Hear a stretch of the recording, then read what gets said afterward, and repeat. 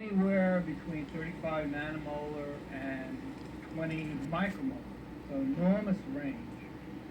And the question is, what's going on? Well, if you look at a Michaelis-Menten plot, that flux is a rate, and this is the rate of a substance going out through the cell membrane. And you plot that against the substrate concentration, you'll get a curve that looks like this. This is just copied out of Paul Dane's old book from 1935.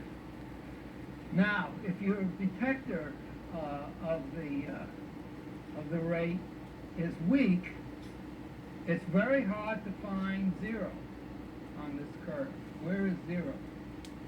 So let's say you do the best you can with a weak detector and you say, well, zero is here, and then we go up halfway to the Vmax and drop a line, we're going to say that the Michaelis constant is about 0.15 micromolar.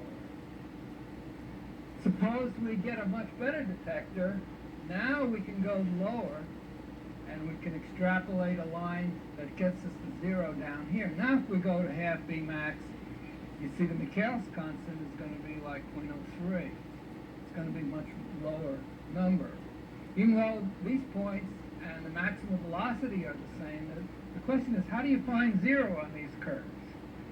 And I haven't seen that addressed in the literature, and apparently many people, especially a lot of people who are in the National Academy, don't understand this. why a pump that can be used to save cells against 10 nanomolar should have a Michaelis constant of 20 micromolar. I mean, that's really ridiculous on space.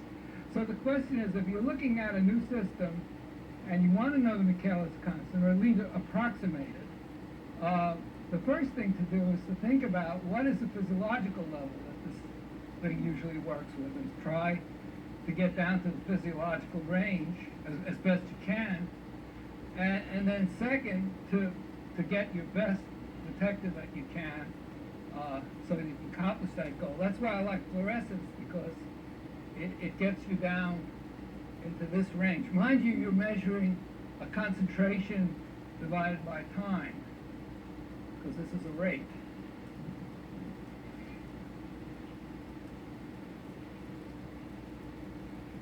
Okay, we're going to be looking at these two compounds. This is calcine on the right.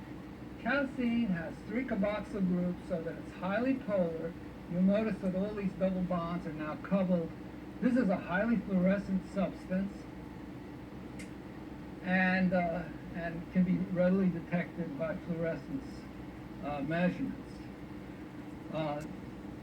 The other thing that's important to note about this substance is that I'm having trouble with this laser. This compound does not penetrate through cell membranes, and it is not a substrate of the MDR pump. Okay, calcine AM has these acetoxymethyl groups up here, and consequently the carboxyl group is blocked. This is blocked, and then there's a ring structure here that blocks this. This compound is highly lipophilic. It readily enters cells rapidly. It's non-fluorescent, so that you can't see it in your instrument.